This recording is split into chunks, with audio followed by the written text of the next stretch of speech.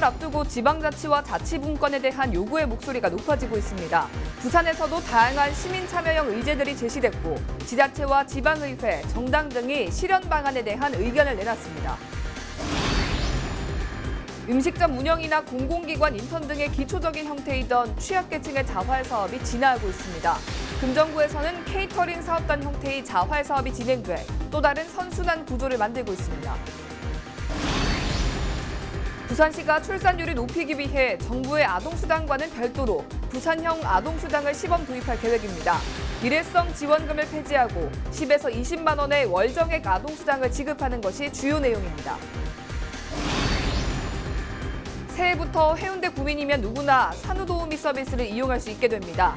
2020년 1월 1일 이후 출산 산모가 대상이며 보건소나 복지로 홈페이지에서 신청할 수 있습니다. 여러분 안녕하십니까? 헬로티비 뉴스 부산입니다. 지방자치 자치분권은 항상 화두입니다. 특히 이번 정부 들어서 지방자치법 전부 개정안과 자치경찰제 도입 법률안 발의, 재정분권 추진 등은 대표적인 성과인데요. 부산에서도 지방자치와 분권에 대해 공부하고 시민 의제를 만들어내는 뜻깊은 자리가 마련됐습니다. 김현정 기자의 보도입니다. 올해 부산시 의회에서 발의한 공공기관 임원 급여를 제한하는 일명 살찐 고양이 조례.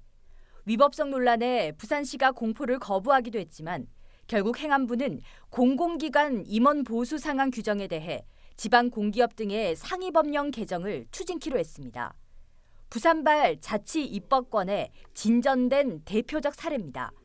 이러한 자치 입법의 확대와 주민자치 활동 활성화의 움직임에 대한 목소리를 들어보고 이를 의제화하기 위한 자리가 열렸습니다.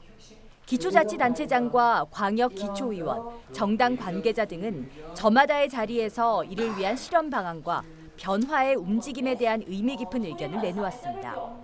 지방자치법 개정을 앞두고 부산형 주민자치회 모델을 만들기 위한 주민자치회 전환 시범 사업이 진행됩니다. 해운대구와 동구, 북구 등이 부산 지역 시범 대상지로서 앞으로의 역할이 주목됩니다. 생활의 생각을 정책으로 담아낼 수 있는 주민 거버넌스 기능을 1차적 대민기관으로 실현할 수 있다는 아주 큰 장점이 있습니다. 그러기에 주민자치회법을 정착시킬 수 있도록 해야 합니다. 시범적으로 몇 군데 구에서 올해 시행을 할 것인데 아래로부터의 노선을 어떻게 끌어내느냐가 주민자치의 중요한 관건이 될 것입니다. 기초자치단체의 움직임에도 힘이 실리고 있습니다. 자치분권협의회를 구성하는 목표를 세우고 더 많은 시민들의 자발적인 참여를 유도하기 위한 제도적 장치를 마련하는 것에 열심히 노력하도록 하겠습니다. 그리고 제가 내년부터 대통령직 속 그 자치분권위원회 위원으로 활동이 이제 2년간 활동을 그 전국의 기초지자체장 중에 두 사람으로 선정이 됐습니다. 부산분권혁신운동본부에서는 자치분권을 시작으로 지역혁신과 시민정치, 주민자치와 마을공동체 활성화 등 4개의 주제로 나눠 포럼을 진행해 나갈 계획입니다. 시민과 전문가가 함께 정책을 만들어서 국회의원 후보자들이나 정당들의 그쪽을 정책을 만들도록 촉진해내는 역할, 공약화시키고 공약화되면 또 그 다음에나 공약이 되면 추동하고 이행을 추동하고 그런 프로그램을 하고 있습니다. 제21대 총선을 앞두고 있는 시점에서 이러한 시민 참여형 의제들이 어떠한 힘을 발휘할지 주목됩니다. 헬로티비 뉴스 김현정입니다. 지역의 자활센터는 근로 취약계층의 자립을 돕는 다양한 역할을 하고 있는데요. 흔히 볼 수 있었던 카페나 편의점 창업부터 최근엔 쌀국수집이나 케이터링 사업 등 자활 사업 분야도 진화하고 있습니다. 저마다의 사연을 가진 참여자들은 자활 사업에 참여하며 다양한 경험을 하고 그 속에서 꿈을 찾아가고 있습니다. 차선영 기자가 보도합니다. 딸기와 키위, 오렌지, 포도 등 제철 과일로 만든 과일컵을 정성스러운 손길로 하나씩 만들어냅니다. 한켠엔 전문 바리스타 못지않은 능숙한 솜씨로 진한 커피를 내려 온기가 식지 않도록 보온병에 담습니다. 금정구 지역 자발센터에서 자립을 위해 사업단에 참여하고 있는 여성들입니다. 접근을 할 줄 모를 때 그냥 알려주시고 그때도 저렇게 이런 길이 또 있구나 알고 그래서 좀 희망이 좀 보니까 책을 마음 아팠다. 위에서 연습하는 것도 재밌고 참여자 유지하기 위해서.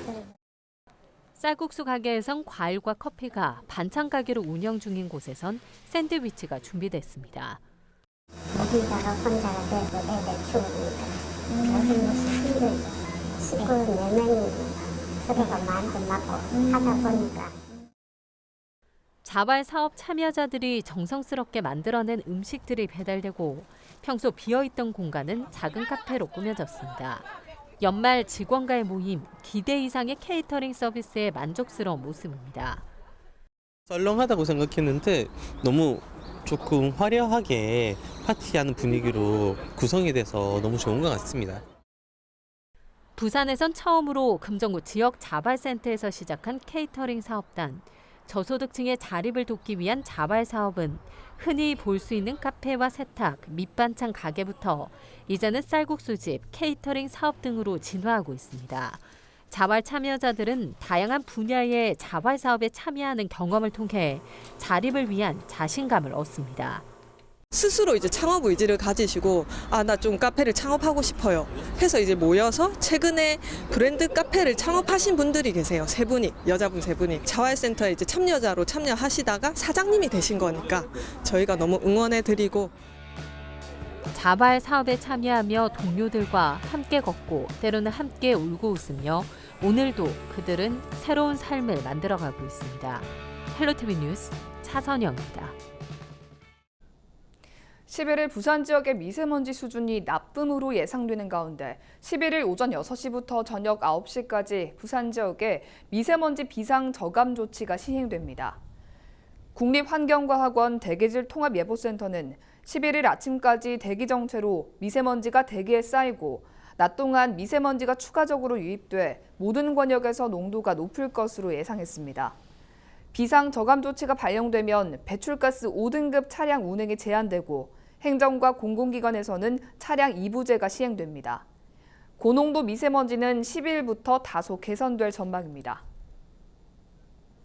부산시가 정부의 아동수당과는 별도로 부산형 아동수당을 시범 도입할 계획입니다. 부산시는 전국 꼴찌 수준의 출산율을 끌어올리기 위해 출산지원금과 입학축하금 등 일회성 지원금은 폐지하고 아이 1인당 월 10에서 20만 원의 아동수당을 지급하는 방안을 검토한다고 밝혔습니다. 지급기간이나 대상 연령은 아직 정해지지 않았습니다. 부산시는 출생아에게 월 10만 원씩 지급할 경우 한 해 120억 원이 들 것으로 예상하고 2, 3년간 시범 운영한 뒤 사업을 확대하거나 보완한다는 계획입니다. 해운대 구민이면 누구나 산후도우미 서비스를 이용할 수 있게 됩니다. 해운대구는 지난 7월 개정된 산모 신생아 건강관리 지원을 위한 조례에 따라 내년부터 누구나 산후도우미 서비스를 받을 수 있다고 밝혔습니다. 2020년 1월 1일 이후 출산 산모가 대상이며 분만 예정일 40일 전부터 출산 이후 30일 이내에 해운대구 보건소나 보건지소를 방문하거나 복지로 홈페이지를 통해 신청하면 됩니다. 강서구가 위탁 운영해온 국민체육센터가 관리업체의 부실 운영 등으로 4억 원이 넘는 빚을 떠안은 것으로 드러났습니다. 강서구는 운영 적자가 벌어지는 상황을 알고도 부산시 지적사항이 나올 때까지 한 차례도 제대로 된 감사를 벌이지 않았습니다. 박재한 기자입니다. 지난 2013년 문을 연 강서구 국민체육센터입니다. 4층 규모로 수영장과 실내체육관, 헬스장 등 다양한 운동시설이 마련돼 있습니다. 하지만 2층 사무실은 굳게 닫혀 있습니다. 앞서 지난 2016년부터 3년간 위탁 운영해온 A재단이 강서구의 원상 복구 명령에 행정처분 집행정지, 가처분 신청을 낸 겁니다. 사무실은 보시는 것처럼 지난 1월부터 굳게 문이 닫힌 상태인데다 체육시설도 제대로 된 인수인계가 되지 않은 상태입니다. 문제는 국민체육센터가 민간 위탁으로 전환되면서 시작됐습니다. 센터장 본인과 부인, 딸을 관리자로 정하고 사실상 가족 경영을 한 겁니다. 처음 3년은 강서구청이 직접 운영했지만 적자의 폭이 갈수록 늘어나자 2016년부터는 3년 위탁관리 형태로 전환해 A재단을 운영자로 선정했습니다. 이들은 운영 수익금을 차량 구매 할부금으로 쓰거나 주말에도 출근한 것처럼 꾸며 수당을 챙겼습니다. 또 매년 총수입 5%에 해당하는 시설 적립금과 수도세 등 공공요금도 체납했습니다. 올해 1월부터 새로운 운영자로 선정된 부산시 체육회는 임시 사무실을 사용하는 실정입니다. 예, 아직 정상적인 인수인계 절차가 마무리된 상황은 아닙니다. 전임 운영자들이 아직 해결이 안 된 부분이 있어서 아직 나가고 있지 않기 때문에 락카키라든가 이런 것 또 입장도 못하게 문을 다 끌어 닫아 놓고 하는 그런 어려움이 있었기 때문에 처음엔 초창기 1월달, 2월달은 많이 어려웠습니다. 정상적인 운영도 어려웠고. 문제는 또 A재단의 운영을 맡긴 후 한 차례의 감사도 이루어지지 않았다는 점입니다. 강서구는 지난해 7월 부산시에서 지적을 받자 새로운 운영자를 찾는 등 뒤늦게 수습에 나섰습니다. 구가 추산한 금액만 수도세 등 공공요금 1억 8천만 원과 시설 적립금 4,800만 원 등 모두 4억 1,900만 원에 이릅니다. 일단은 소에 이겨가지고 그분은 전부 구상권 청구회가 다 받아내는 방향으로 그렇게 하겠습니다. 현재 소송 중에 있고 2층 부분은 1심에 승소했지만 저쪽에서 항소를 했기 때문에 그 부분에서는 승소하면 바로 강제 집행을 하든지 그리 조치를 하겠습니다. 국민체육센터 회계장부의 구멍과 이를 관리 감독해야 할 지자체가 총체적 운영 부실을 드러내면서 눈먼 돈이 줄줄 새나가고 있습니다. 티브로드 뉴스 박찬입니다.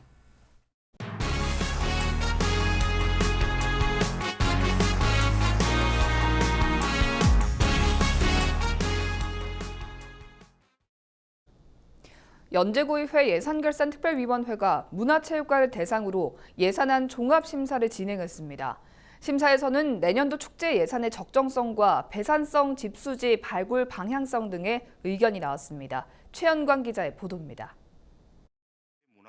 연제구의회 예산결산 특별위원회가 문화체육관을 대상으로 예산안 종합심사를 진행했습니다. 우선 고현희 위원은 올해 진행된 연제구 축제를 언급하며 내년도 예산의 적정성 여부를 따졌습니다. 연제구분 판타지 축제와 주민자치, 평생학습 축제를 9월에 동시에 개최했는데 투입된 예산만큼의 성과를 거뒀다고는 볼 수 없다고 지적했습니다. 2018년도에 비하면은 많은 연제구민이 다녀갔다고 평가는 할 수 없습니다. 근데 일단 축제 예산은 또 증액이 되었고 이해 집행부는 축제 주간에 쏟아진 비로 약간의 차질이 생겼지만 비가 오지 않은 날엔 많은 주민들이 찾았다고 반박했습니다. 기존 봄에 날씨 맑을 때보다는 일반 주민들이 많이 저조했다는 말씀을 드립니다. 물론 마지막 날 날씨가 맑을 때는 발 디딜 틈이 없을 정도로 많이 왔습니다만 내년도 연제구 축제에 편성된 예산은 약 3억 2천여만 원. 고현희 위원은 축제를 나눠 주민들이 계절별로 참여할 수 있는 방안 마련을 촉구하기도 했습니다. 한편으로는 배산성 집수지의 발굴과 관리 방안에 대한 지적도 나왔습니다. 김현심 위원은 3차 발굴이 진행 중인 해당 유적의 복원 과정을 물었는데 집행부는 사유지 매입이 관건이라고 전했습니다.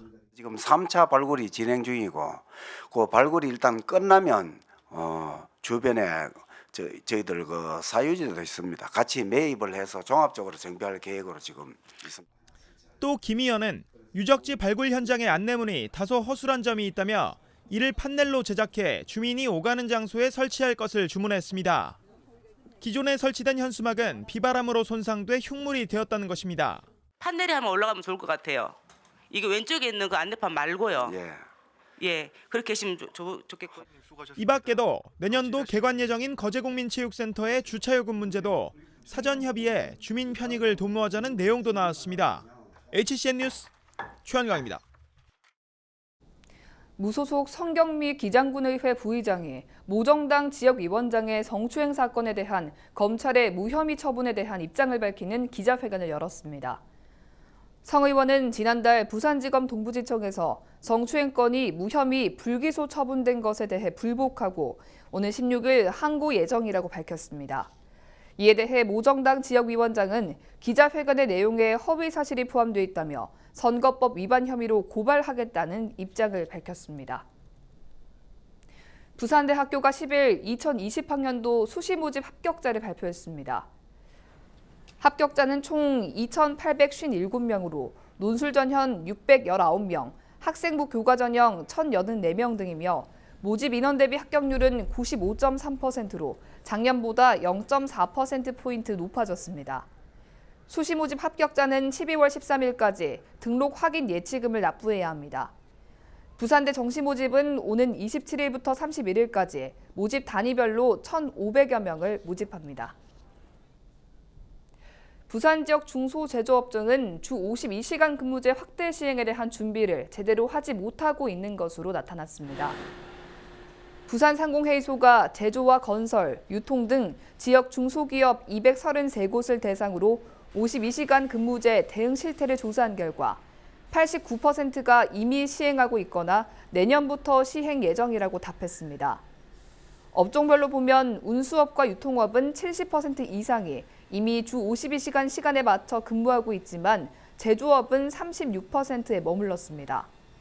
제조업은 생산량이나 주문량에 따라 조업 편차가 크고 상대적으로 근무 환경이 열악해 인력 수급이 어려운 점이 이유로 분석됐습니다. 부산 지역 여성단체들이 2020년 총선에 여성 참여를 확대할 것을 촉구했습니다. 부산시 여성단체협의회 등 5개 여성단체는 10일 부산시의회에서 기자회견을 열어 20대 국회의원 300명 중 여성 의원은 51명에 불과하고 지역구 후보자 934명 중에서도 여성 후보는 98명에 그쳐 정치 영역에서 남녀 간 불평등이 심하다고 지적했습니다. 또 부산은 지역구 국회의원으로 당선된 여성 의원이 지금까지 1명에 불과할 정도로 여성 정치인을 보기 힘들다며 정당 공천 과정에서 여성 정치 참여 확대와 여성 할당 제도 보장 등을 요구했습니다.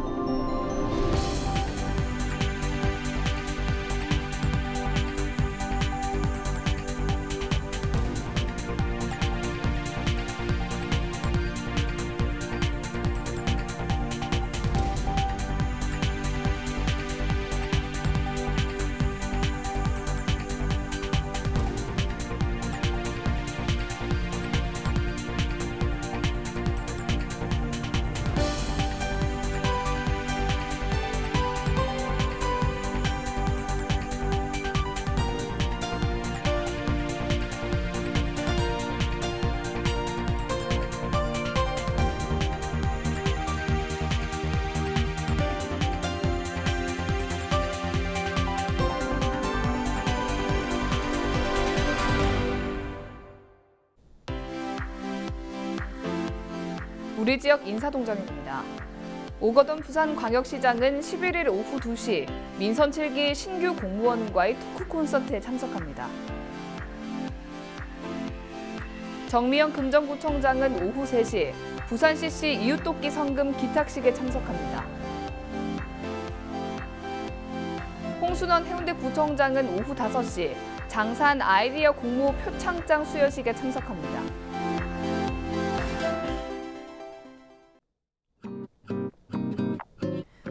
12월 11일 기상정보입니다. 11일 수요일 부산 아침 최저 기온 10도, 낮 최고 기온 17도 보이겠고요. 미세먼지 나쁨 수준 보이겠으니 외출 시 유의하시기 바랍니다. 전국 날씨입니다.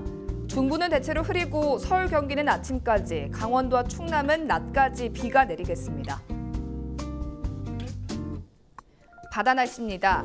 해상 구름 많은 가운데 동해 먼바다를 중심으로 바람이 강하게 불고 물결도 높게 일겠습니다. 주간 날씨입니다.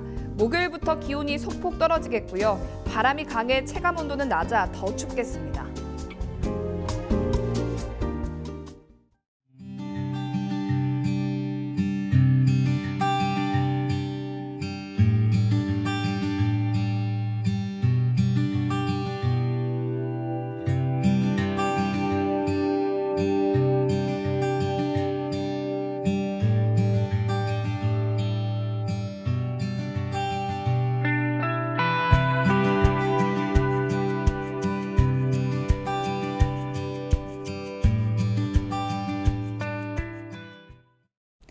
이상으로 뉴스를 마칩니다. 저희는 언제나 지역 주민 여러분 곁에 있겠습니다. 고맙습니다.